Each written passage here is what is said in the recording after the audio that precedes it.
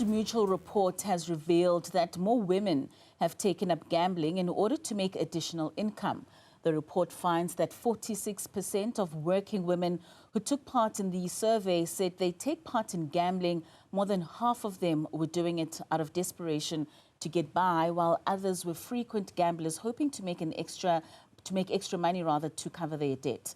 Ms. Kaymo, a recovering gambling addict who says she started her gambling at casinos and sometimes for leisure, but the thrill soon became habit and later addiction. When she started learning from people, loan sharks, and her life endangered, she knew she had to stop. She joins us in studio to tell us more about her story. We're also joined by Executive Director at Responsible Gambling Foundation, Sibongile Simelane-Quntana. Ladies, a very good morning to both of you, and thank you so much for your time and being with us today. Thank you so much for having me. So, Ms. Kaymo, perhaps let's begin with you. Thank you for joining us for Sibongile there. So, Kaymo, you said you started this in terms of it just being leisure, going to casinos. At what point did you realize that this was then an addiction? I think for me, in a month, I knew that I was, because like I always say in all my interviews, it's even more crazier when you have an addictive personality, because then you find comfort in, in spaces that are even unhealthy. In a month, I knew that my gambling habit was already out of control. And how much were you spending at that particular time? I think at that time when I started, I would spend 30,000 rands to 50,000 rands.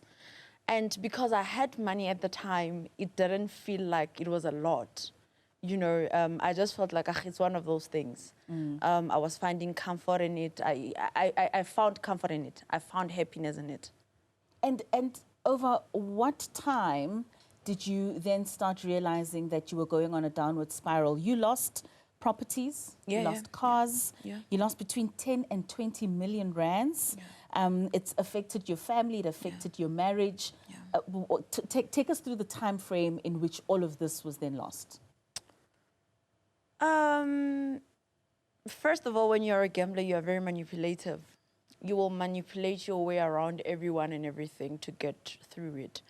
And I don't think I played them so well. I don't think people even realized, some people didn't even know that I was gambling because I did it so well. I carried it so well.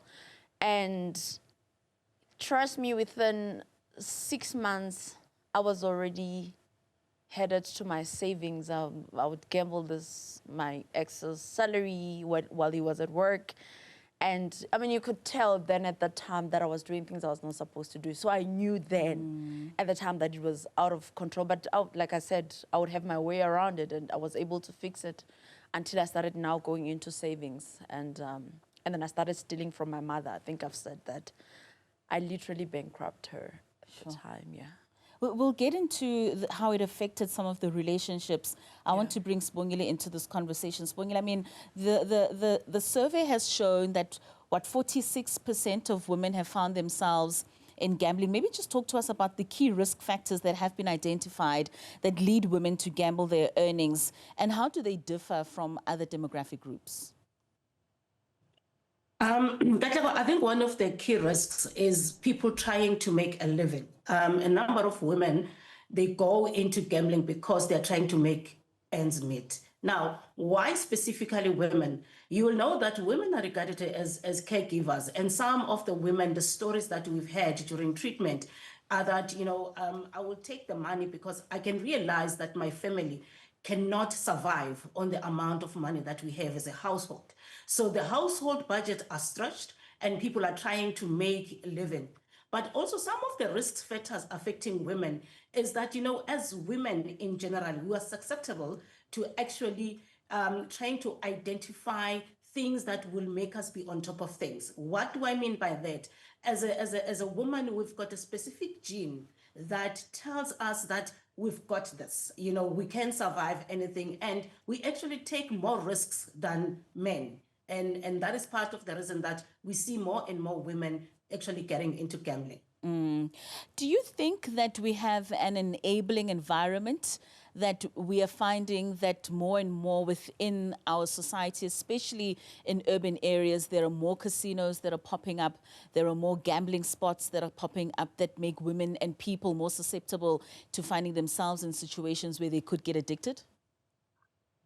Our environment is enabling, but I think let's take a moment and focus on who is actually largely affected. It's less affluent women. Now, when you talk about the environment, let's go to townships.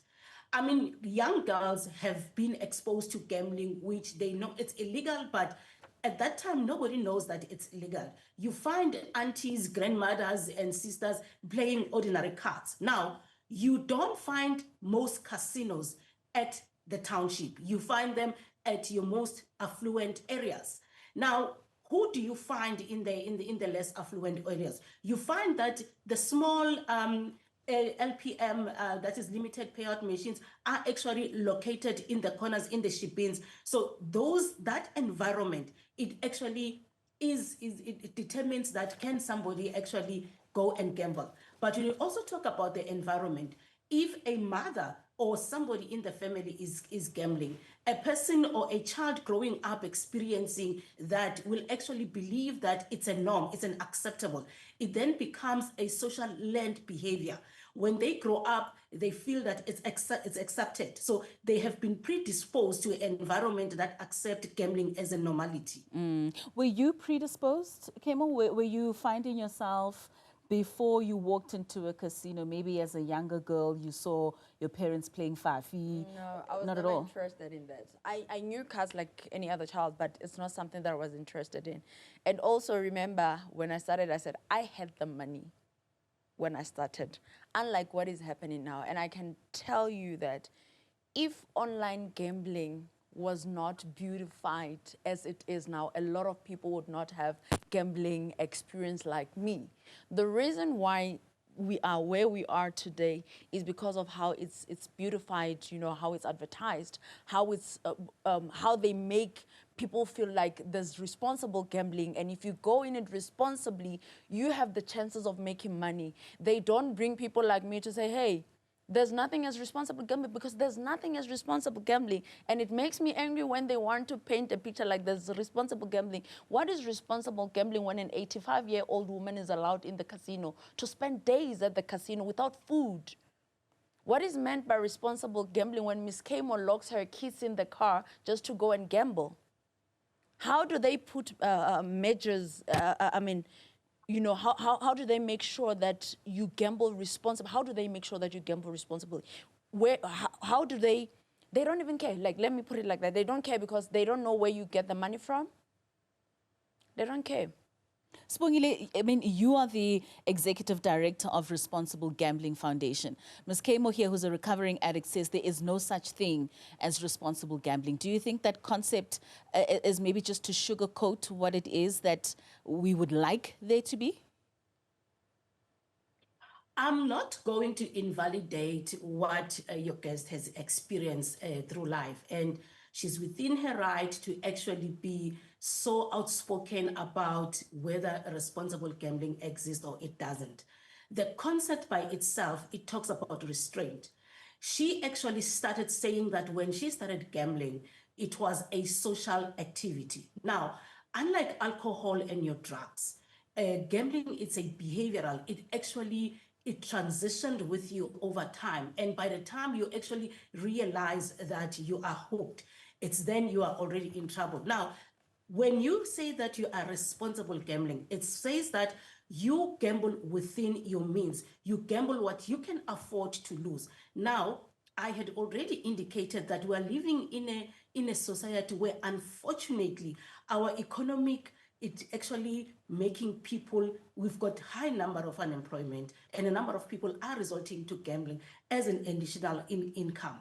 However, the concept of responsible gambling exists where people say that I am willing to actually get away with this X amount of money. I'm willing to lose this X amount of money. Where it becomes a societal issue and a problem is when people start to gamble out of desperation, is when people start to gamble to make ends meet. It's when people start to gamble because they don't have anything to put on the table.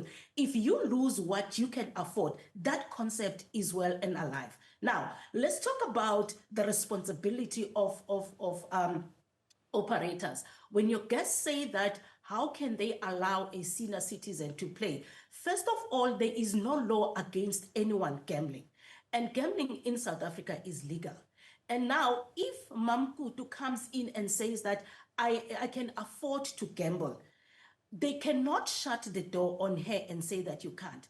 But at the same time, operators, they have an obligation to ensure that when somebody, they realize that that person is in social distress at their table, they actually have an obligation to contact that person and go to that person and say that you actually need to leave. You know, you need to take a break. And we have seen some groundbreaking obligation that some of the operators are actually starting to put in place, because they realize that if they lose customers because of gambling addiction, they will be out of business. A number of operators have actually started to put some means in place where if you start gambling, you actually have the right to say, I can only lose 3,000 a day or 2 days.